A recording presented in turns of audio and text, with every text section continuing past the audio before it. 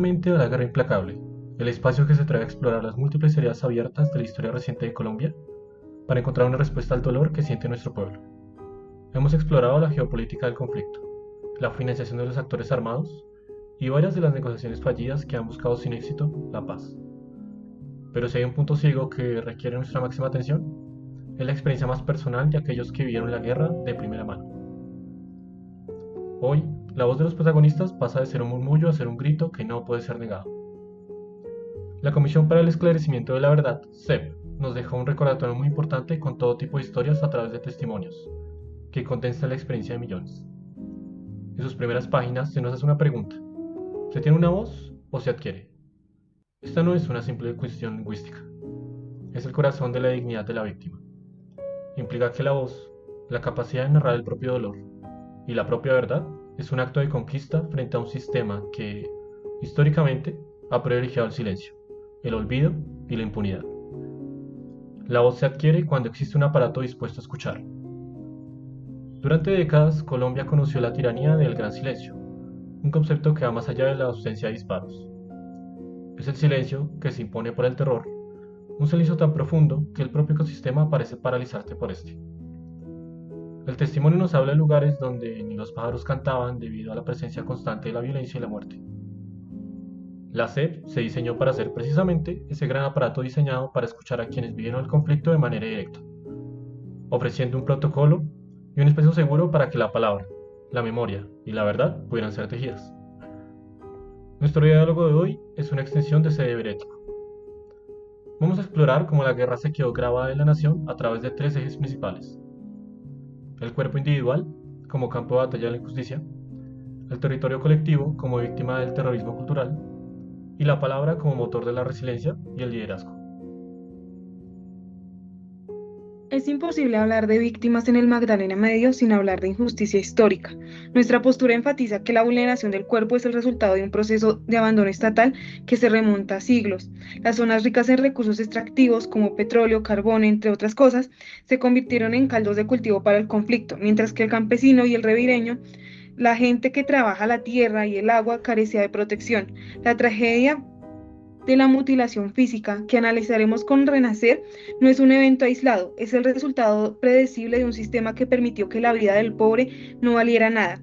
Ante los intereses de la guerra, la falta de acceso a la salud, a justicia y a tierra digna es la base de la victimización y el cuerpo herido lo grita.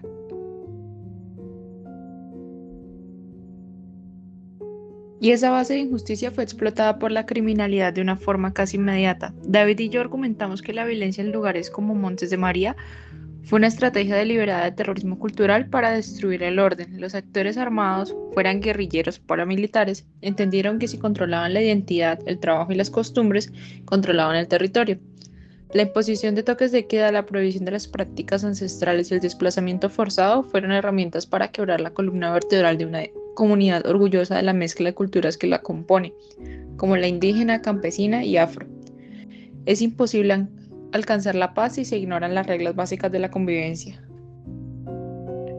Pero aún así, la historia no se detiene en la herida. La vida de estas personas es la prueba de la resiliencia como un acto de voluntad política. Si bien el dolor es innegable, nuestra postura se centra en cómo el ser humano, incluso en la adversidad más extrema, encuentra mecanismos de superación de la desconfianza. La memoria se vuelve un proyecto de futuro, no solo de pasado. El testimonio, como se expresa en la primera lectura ritual del Medellín, es el motor. Si las víctimas nos hubiéramos quedado calladas, seguramente no estaríamos hablando de paz. Analizaremos cómo el arte, el deporte y la reconstrucción comunitaria son los verdaderos cimientos de la paz a largo plazo. Bien, profundicemos entonces en la dimensión más difícil de confrontar: la guerra en la piel.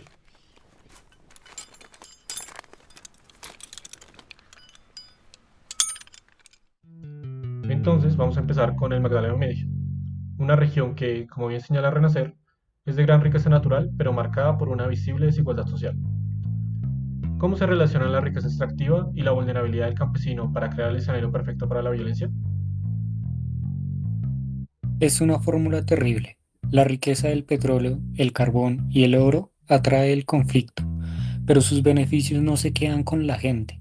El campesino no recibe protección ni inversión social. La guerra se libra a su alrededor y él, desarmado e ignorado por el Estado, se convierte en el blanco perfecto. El cuerpo del civil, que solo busca sobrevivir, es el campo de batalla que queda. Pensemos en Carmelina, cuya historia es el epítome de esta injusticia. Ella no estaba en una base militar, estaba en la gesta diaria de sobrevivir descamando el bocachico o la mojarra, preparándose para un momento de felicidad en un baile, una fiesta, y la granada, un artefacto de guerra, le quitó esa vida. La narrativa de Carmelina es crucial porque expone lo aleatorio que puede ser un crimen en el contexto de la indiferencia social. Ella nunca utilizó un fusil y fue mutilada. La víctima despierta sin resaca, sin entender que esa explosión fue así descrita como la canción de la tragedia. Y el impacto no es solo la pérdida de la extremidad, es la pérdida de la entidad misma. En el campo, lo que se da a cambio para la supervivencia es la capacidad de trabajar con el cuerpo. La víctima con discapacidad adquirida siente que su cuerpo le es ajeno, que ha perdido la continuidad de la vida. Se establece una distancia con el exterior porque el cuerpo, que antes era una herramienta de trabajo, ahora es percibido como una fuente de vergüenza y dependencia. David, profundicemos en el caso de Acid Flores y la mina antipersona. ¿Qué revela este testimonio sobre la mentalidad del actor armado y sobre la incapacidad de defenderse del campesino? En el blanco perfecto. El cuerpo del civil, que solo busca sobrevivir, es el campo de batalla que queda. La historia de Sid es una acusación directa contra el sinsentido de la guerra.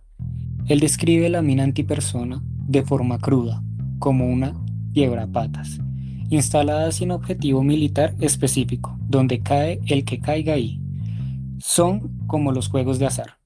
Esto subraya la indiferencia del victimario hacia la vida civil. El campesino, el joven que quiere ser independiente, pierde su pierna y su proyecto de vida en un instante, el cual no tenía control. Pero la injusticia se duplica después de la guerra. ¿Dónde está el sistema para el apoyo de la salud mental? ¿Dónde están los programas de reinserción laboral especializados? La respuesta es que no están. Por eso el dolor psicológico que prolonga por años, Alcid confiesa haber estado aburrido y escondido por 2 años, sintiéndose un estorbo para su propia familia y avergonzado ante sus compañeros de colegio. Esta vergüenza, este aislamiento voluntario, es el resultado del estigma social hacia la discapacidad y la falta de apoyo estatal. La víctima se ve obligada a una forma de vida de rebusque, como aprender a arreglar ventiladores, lavadoras, porque el campo que era su sustento se ha vuelto inaccesible. Esta es la doble condena, primero la violencia, luego el abandono. La deuda del Estado es inmensa y no se limita a una pensión o a una indemnización. Exige la reconstrucción de la dignidad y la provisión de un lugar real en la sociedad para aquellos que lo han perdido. El mensaje final que nos deja la canción de Renacer, la reflexión sobre si son dos manos de un mismo cuerpo, es el manifiesto de la injusticia. La guerra enfrentó a dos facciones del mismo pueblo, del mismo cuerpo social, y dejó a los más pobres, a los que no tenían fusiles, con la cuenta de cobro. La mutilación, la discapacidad, es la cicatriz viva que nos recuerda que si el país no aborda las desigualdades que originaron la guerra, esa misma crueldad seguirá manifestándose de otras maneras. La única forma de honrar a estas víctimas es garantizando que el acceso a la dignidad sea un derecho y no una lucha diaria.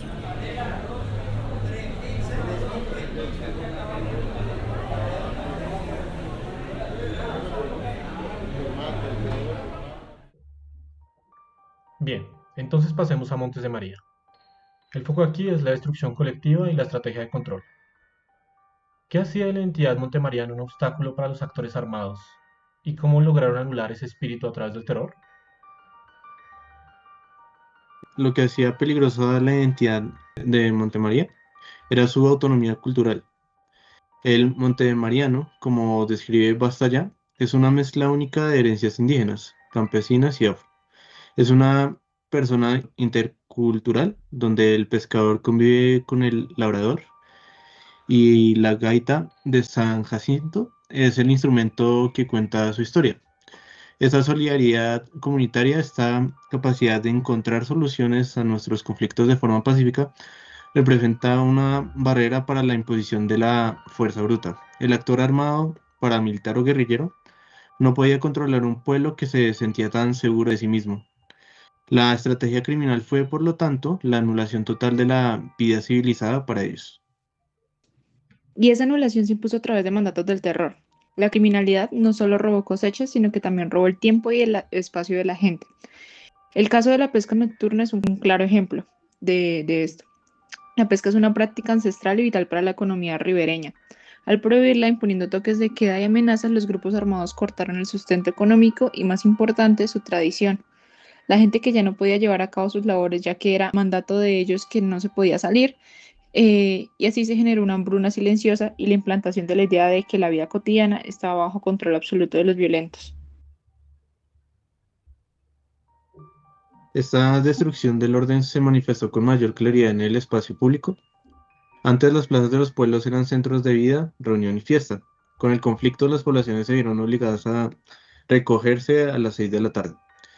Eso fue un toque de queda no oficial, pero letalmente efectivo. El resultado es el terror como atmósfera. Los testimonios hablan de un ambiente tan pesado que el propio ecosistema se callaba. El miedo era palpable, donde ni los pájaros cantaban. El crimen logró que el espacio de la alegría se convirtiera en un lugar de terror, donde la desconfianza se instaló como única forma de supervivencia. María, usted ha enfatizado el terrorismo cultural. ¿Qué pasó con el bullarengue, la gaita y las costumbres? ¿Fue un silencio total o cambió su significado?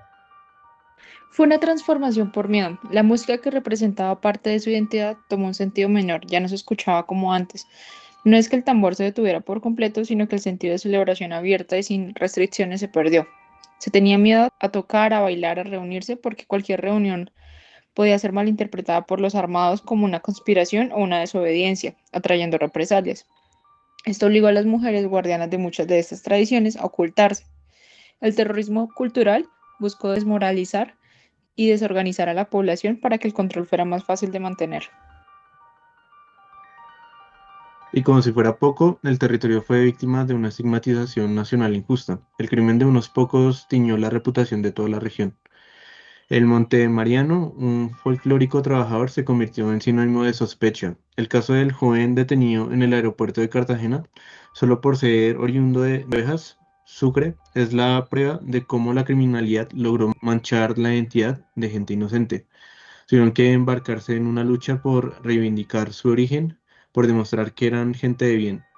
La tarea de la paz para Montes de María es devolverles la capacidad de ser ellos mismos, sin tener que justificarse ante nadie. Exigir garantías duraderas de paz es la única forma de que la gente pueda volver a mirar el río sin miedo y renovar la vida que el terror le robó.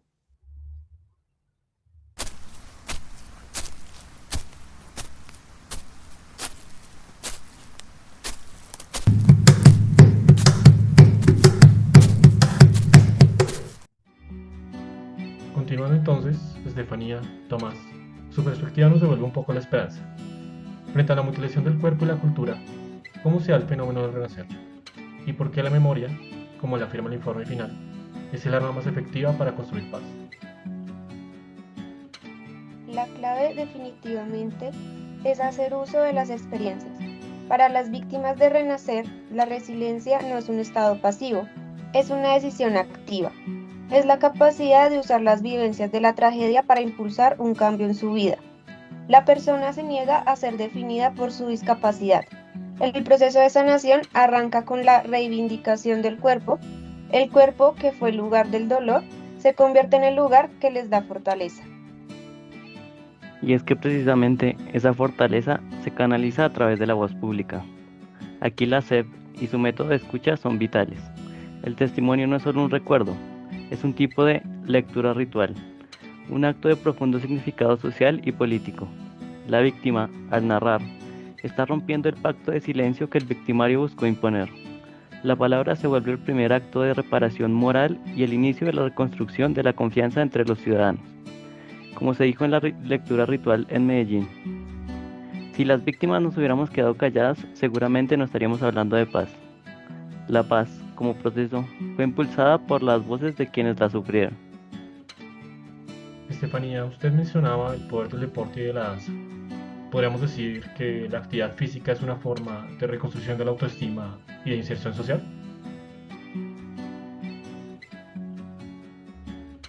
Es totalmente una reconstrucción de la autoestima. El deporte y la danza permiten a la persona reconstruir las relaciones con el cuerpo y sus posibilidades. El cuerpo no es un estorbo, sino más bien una herramienta de liderazgo. El ejemplo del sobreviviente que decidió cruzar a nado la laguna del miedo es una metáfora poderosa de la conquista psicológica. El agua, que podría haber sido el lugar de la muerte o del ahogo emocional, se convierte en el escenario de la victoria.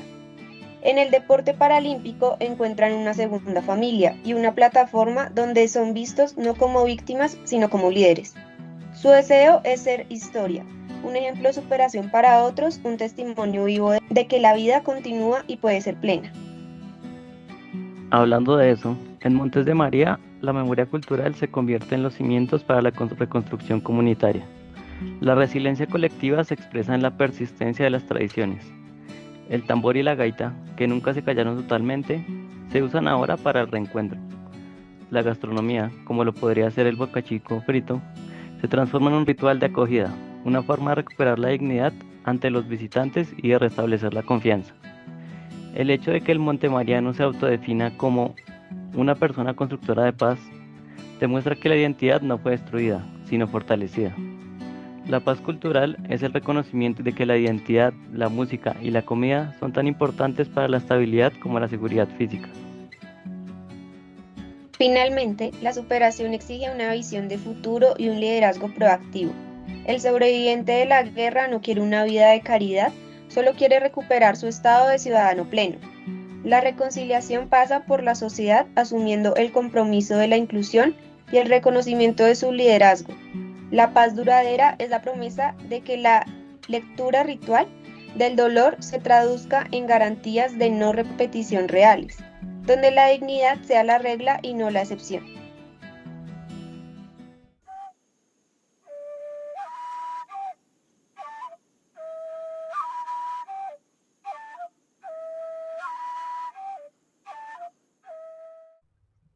Como hemos visto, hemos completado un recorrido complejo y emotivo. El impacto del conflicto centrado en las vivencias nos deja una verdad ineludible. La guerra es implacable. Pero la fuerza del espíritu humano, por renacer, es más fuerte. Les pido entonces, compañeros, una última reflexión que permita entender a nuestros oyentes el porqué de este llamado a emergencia. El cuerpo mutilado es la evidencia de que la justicia social es necesaria para la paz.